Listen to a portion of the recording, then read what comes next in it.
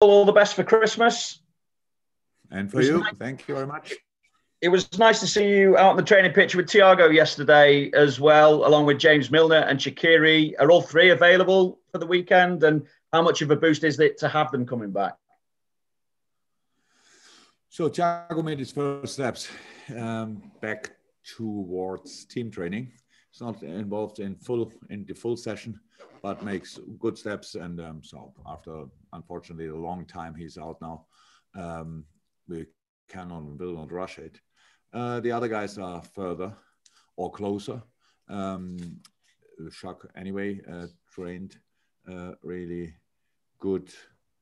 And Millie, yesterday and today, yesterday full session, today then a little bit adapted. But so we have still, it's a new situation for us. We have still 2 more training days until we have to make decision. It looks good. But I don't know. Thiago will not be involved, so he has to be first in full training sessions, and then we start thinking about it. But it's not too far away, I hope. Looking ahead to the game, obviously Sam Allardyce is still the last Premier League manager to win an away Premier League game at Anfield back in April 2017. What are you expecting from him? What are you expecting from West Brom on Sunday? Now, of course, it's a tricky one anyway. So we made this morning the analyse, and so it's a mix of Everton when Sam was at Everton, and of course the last game and his first game against Aston Villa. So what I expect is a tough opponent. It was always tough against some Allardyce teams, well organized.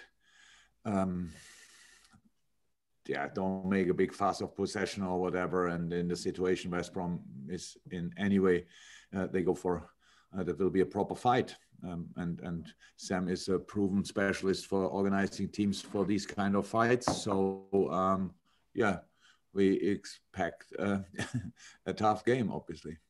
I have to ask about Mo Salah as well, just following on from those quotes attributed to him last week. What can you say today to allay fears that he's unhappy? And I suppose subsequently, any fears over his long-term future with his current deal running to 2023? Is it even time to talk about a new deal for him now? Oh, about the deals, we never speak. Why should we start now? Not with you. So it's and the rest. So Mo is in a good mood. Mo is in a good moment. In really good shape. So that's the most important thing for me, and training. Okay, today we're on cameras, and no, you would have seen him laughing a lot. He enjoyed the session, so that's good as well. And all the rest is for sure nice for all of you to write about, but internally, no, nothing really. Okay, fantastic. Thank you, Vinny. Simon Crabtree from PLP next. Oh, you're on mute, Simon. You're not as loud as your jumper. So you've got to, if you could take yourself off. I thought you did that bit. I have to do everything this side, don't I? Crikey. I asked my question there. I can't repeat it, I'm sure.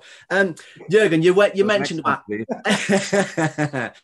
you mentioned about the analyst's job there, and in terms of how Big Sam did change it. How exactly has that changed things for you then, in terms of the way that they can prepare and how you can prepare? I would say they have a lot more information about us than we have about them. I think because not only because Sam had only a few days before the Aston Villa game, now he had a full week. That's a big difference as well. Not a lot of changes for the first game. He was in charge, but now obviously they have to replace Liverpool. They could change this and they could do a lot, but that's why. Look, most of the time when we prepare a game, we have to use the games they played, the last 3-4 games they played before they meet us or face us, and then we play them and they play a completely different way against us, because it's obviously with the football my boys played in the last couple of years, that a lot of people think to change a few things when they face us. So it's always tricky. But anyway, we do the analyze, and we try to get as much information out of it as we can. but we never can be sure. So we focus mainly on the things we can influence, and that's it, pretty much. So hopefully we will have the ball a lot. If you have the ball a lot, we have to create. If you create, you have to do that together. If you lose a ball in these moments, you have to be there for counter press, these kind of things. So I prefer knowing a lot about the opponent, but most of the time I don't know a lot because, how I said, they come to us, and when they played 6 times in a row with 4 in the back, they come to Liverpool and they have 5 in the back all of a sudden. So we will see. Being number 1 at Christmas is quite a big thing in this country. I'm sure Mariah Carey would tell you that. But you're the first Premier League side that has been number 1 in the Premier League table for 3 successive seasons in Premier League history. So what does that mean right now in terms of everybody, even more so maybe gunning for you? And what does that mean in terms of how you keep the mentality sharply focused as you did last season going onwards? First of all, it obviously means you are not automatically champion in May when you are the Christmas leader, whatever. Otherwise, we would have won the league 2 times before. So the 3rd time is now. Well, of the last 11 to have been top, only twice has that team not gone on to win the title. Oh, we were one of them. Or we were both of them. Sorry. Wait, since I'm here already. Only once since you've been here, so we can't blame you for both of those. So Brendan Rodgers is to blame for the other one. I didn't say that.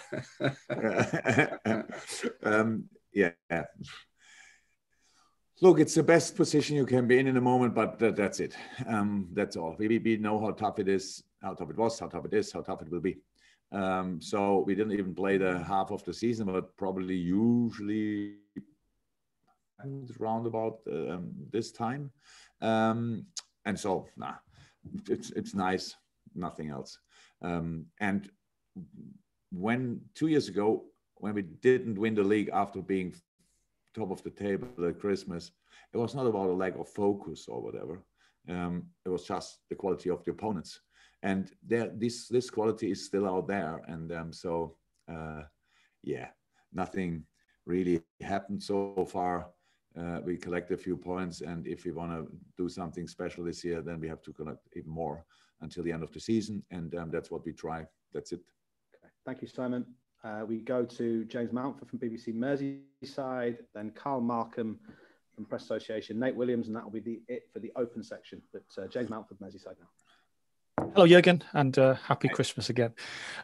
Good to see you. Thank you very much. Good to see Alex Oxlade-Chamberlain back on the field against Crystal Palace. He spent a lot of time on the sidelines, and I just wonder, with so many players on the sidelines at the moment, how do you go about making them feel connected with the team? Because I guess being injured for such a long spell can sometimes be a lonely experience. Oh yeah, that's a lonely experience. I'm not sure the boys are connected. You're always as much connected as you want to be connected. Let me say it like this. So, and the boys this group is really strong together. If you are in or out in a moment or with a long-term injury, the group is really, really together. And so it's more now about, of course, finding the right moments. And most of the time so far we had to play with, I think, the 3 or 4 midfielders we had. Now looks like a few are coming back, which is very important. I really hope that we have the choice for a longer time, because then we can really work with it. But you cannot just make then changes because the boys are sitting again on the bench and are available, because rhythm is a very important thing. And now we try to do that with training sessions this week, a very important week for all of them, because we have. Today was the first proper -3 session, I think, since we started again, if I'm right. So -3, 11-11, tactical stuff, full throttle, everything in pressing, counter pressing, all the stuff. We didn't have that anymore. This is like, that's the most similar session you can have to playing a football game. And so these things are really important, and we try that. But yeah, the boys are connected, the boys are important, and we will use them. But yeah, it will now not be always the case. Don't know which game was it. At Tottenham, when we didn't make a substitution. Yeah, they were all without rhythm, and the game was really intense and stuff like this. So it was a tricky one. Huh? But in the last game now, we could make subs, which helps. And yeah, I think they are all now, especially Ox is now step trained today. I really had a really good session, and it was over. And it was intense. And then he asked the fitness coach if he can do a little bit more. So so there's still something to come. So I'm really looking forward to it. And there can't be too many teams who have conceded 7 in a league game and still have the best goal difference in the Premier League. I just wonder if that Crystal Palace win almost chalked off that Aston Villa defeat, or do you not really think about that? Oh yes, I thought about it, because 7 is a very a number you don't see that often in football, and you don't want to see it on the one side, and it doesn't happen a lot that you see it on the other side. So no, I after the game immediately thought, so okay, now we cancel that out, which is important. But apart from that, it was not that we mentioned the Aston Villa game constantly to keep the boys going. This game against Crystal Palace is not a benchmark which we now to try to do all the time, as much as the other one is not something we talk constantly about it. So it happened. It was a good day. We are very clinical with our chances. The goals were exceptional, and the game was anyway tough, and the boys realized it. That was for me the most important thing. The first half, yes, we were 3-0 up, but it was not the first half for being 3-0 up. This is the first half for maybe 2-2. Yeah, stuff like this. But then how we deal with the situation in the second half was exceptional, I have to say. And so all good, but even the goal difference in the moment is not really important. Fantastic. Thank you, James. To the sensational Carl Markham. Sensational. Thanks, Matt. Hi, Jurgen. Hi.